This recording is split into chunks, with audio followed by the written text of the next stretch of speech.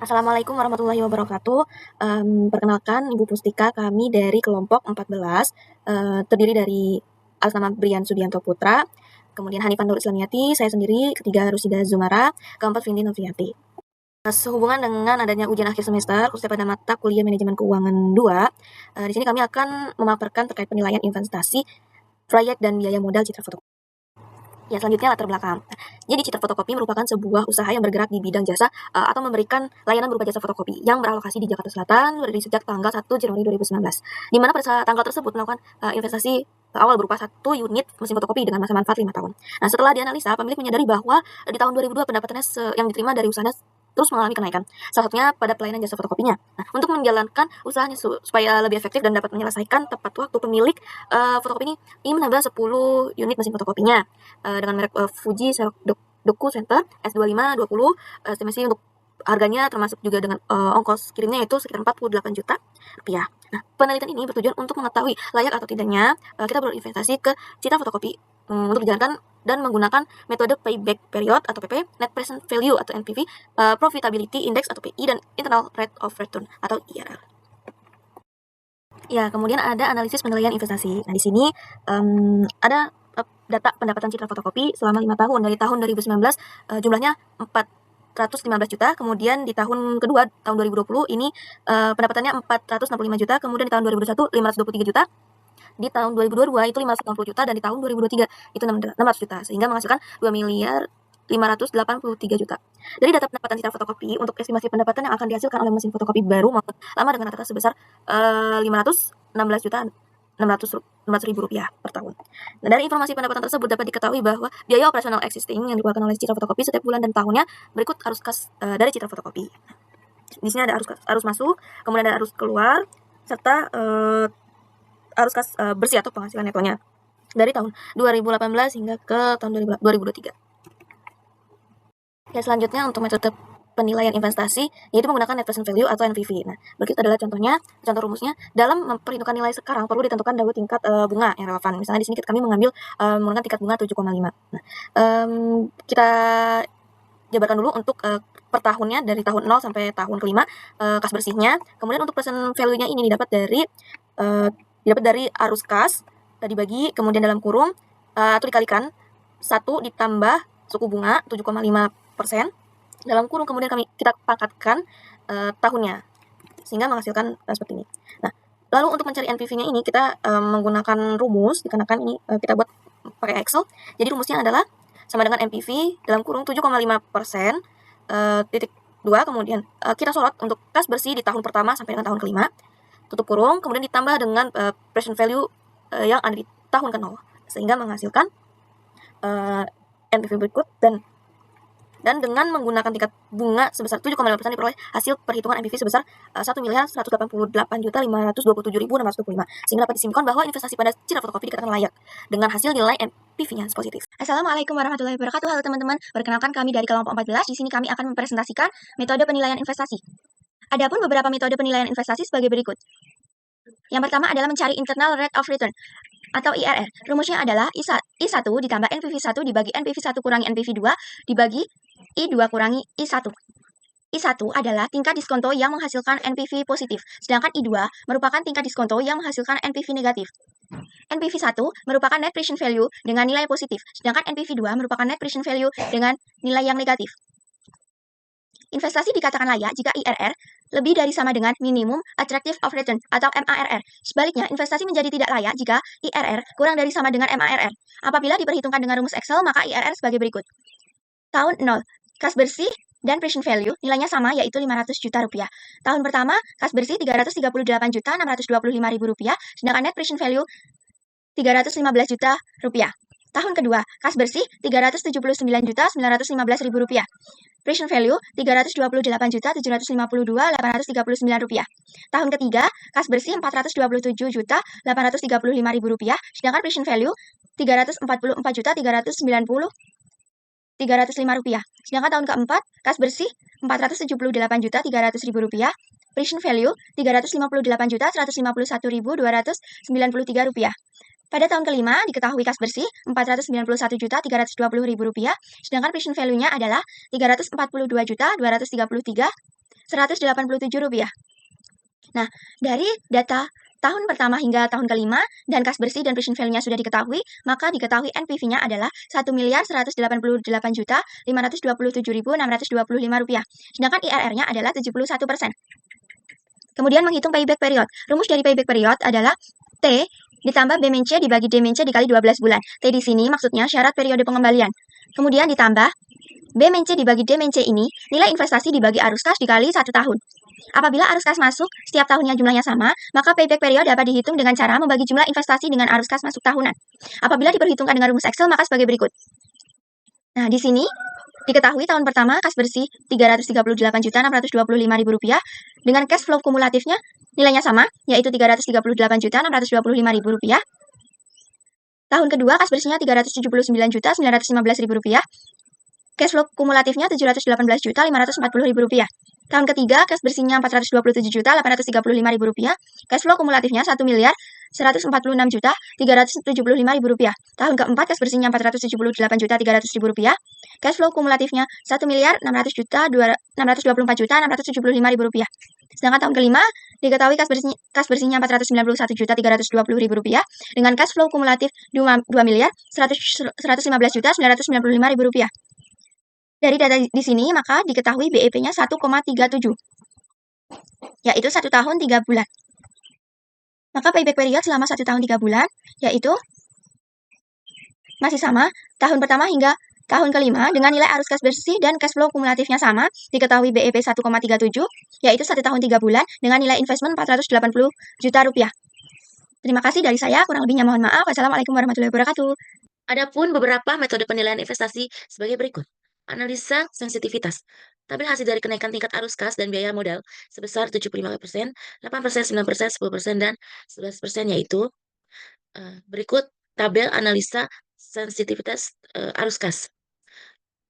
Dari tahun 0 sampai tahun kelima, arus kas bersih tahun 0, 500 juta, tahun pertama 338.625.000, tahun ketiga Rp379.915, tahun ketiga Rp427.835.000, tahun keempat Rp478.300.000, tahun kelima Rp491.320.000. Untuk NPF-nya di 75%, Rp1.188.527.625. Untuk 8%-nya NPF-nya Rp1.164.835.676. 9%-nya Rp1.118.963.179. Untuk 10%-nya Rp1.115.015.416. Sedangkan 11% NPF-nya Rp1.32.889.900. Sedangkan untuk tingkat biaya modalnya dari 0 tahun sampai tahun kelima, yaitu biaya modal 0 tahun biaya modal Rp480 juta rupiah. Di tahun pertama 500 juta, di tahun kedua 600, tahun ketiga 700, tahun keempat 800, dan tahun kelima 900. Untuk NPF-nya biaya modal di 7,5%, Rp2.293.731.438. NPF biaya modal 8%, Rp2.253.597.583. 9%-nya Rp2.175.930.445. Sedangkan 10% di biaya modal NPF-nya Rp2.101.573.539. Untuk 11%-nya biaya modal NPF-nya Rp2.338.852. Nah, di sini ada tabel kenaikan. Berupa NPF-nya, rekap kenaikan berupa NPF arus kas, biaya modal. Kenaikan 7,50% arus kasnya Rp1.188.527.625. Sedangkan untuk biaya modal NPF-nya Rp2.293.731.438. 8%, NPF arus kas Rp1.164.835.676. NPF untuk biaya modal Rp2.253.597.583. Sedangkan 9%, NPF arus kasnya Rp1.918.963.169. Untuk biaya modal Rp2.175.934.445. Kenaikan 10%-nya NPF arus kas Rp1.075.015.416. Untuk biaya modal Rp2.101.573.539. Sedangkan kenaikan 11%, NPF arus kasnya Rp1.032.889.900. Untuk biaya modal Rp2.030.348.852. Penentuan biaya modal. Citra fotokopi memiliki utang sebesar 8 juta dengan tingkat bunga sebesar 15 juta. Laba operasi bersih 8 juta dengan tingkat kapitalisasi total sebesar 20% dan saham yang beredar sejumlah 10 lembar. Sehingga dari data tersebut nilai perusahaan sebagai berikut. Laba operasi bersih 8 juta, tingkat kapitalisasi total 20%, nilai total perusahaan 40 juta, nilai pasar hutang 8 juta, nilai pasar saham 32 juta.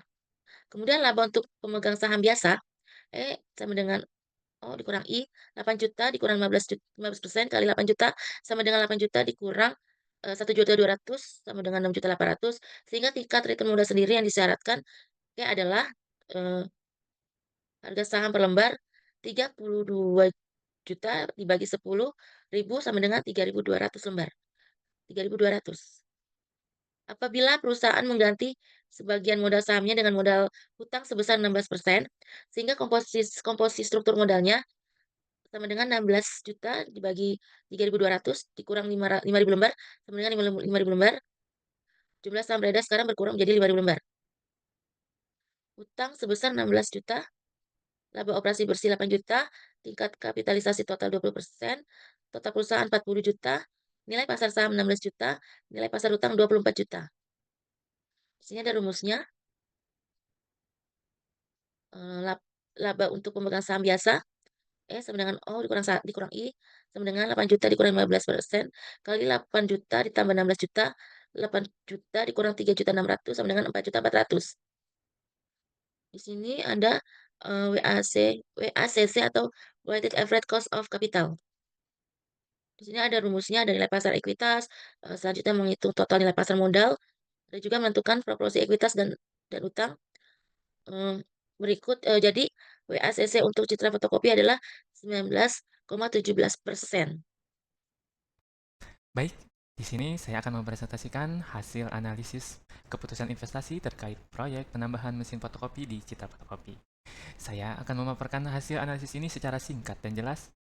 Pertama-tama, berdasarkan analisis yang telah kami lakukan, proyek ini layak untuk dijalankan, di mana nilai MVP yang positif, yaitu sebesar 1,1 miliar dengan tingkat bunga 7,5%, menunjukkan bahwa proyek ini akan memberikan keuntungan bagi perusahaan.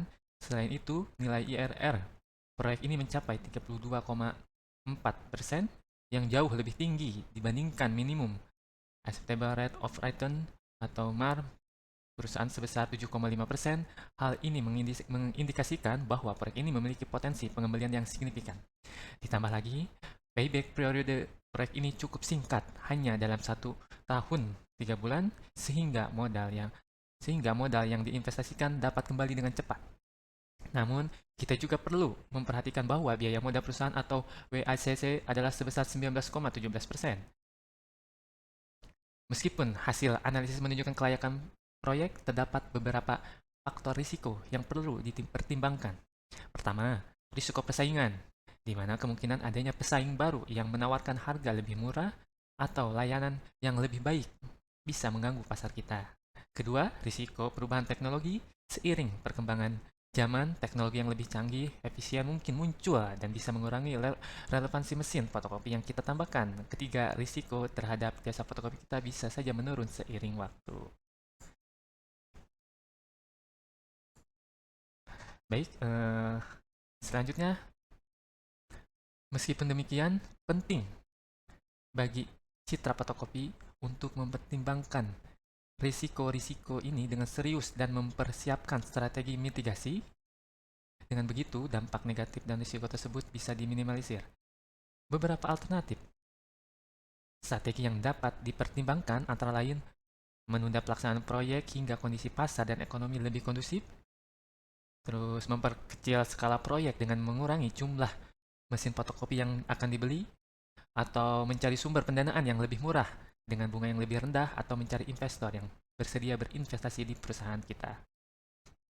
Baik, selanjutnya, maka dari itu, berdasarkan hasil analisis investasi pembelian mesin fotokopi ini memenuhi semua kriteria kelayakan finansial, mulai dari payback periode berada di bawah umur ekonomis aset, NPV positif, IRR lebih tinggi dari MARR, dan nilai profitability index serta net BNC ratio lebih besar dari 1. Hasil ini menunjukkan bahwa investasi ini tidak hanya layak secara finansial, tetapi juga memberikan tingkat pengembalian yang sangat menarik. Itu kesimpulan yang dapat kita sampaikan. Mungkin untuk selanjutnya, kami berharap informasi yang telah disampaikan bisa memberikan gambaran yang jelas dan bermanfaat bagi kita semua. Saya juga ingin menyampaikan terima kasih kepada seluruh anggota tim yang telah bekerja keras untuk menyiapkan materi ini. Kontribusi dan kerjasama yang solid dan setiap anggota sangat berperan penting dalam keberhasilan presentasi ini. Terima kasih atas perhatian dan waktu yang diberikan. Wassalamualaikum warahmatullahi wabarakatuh.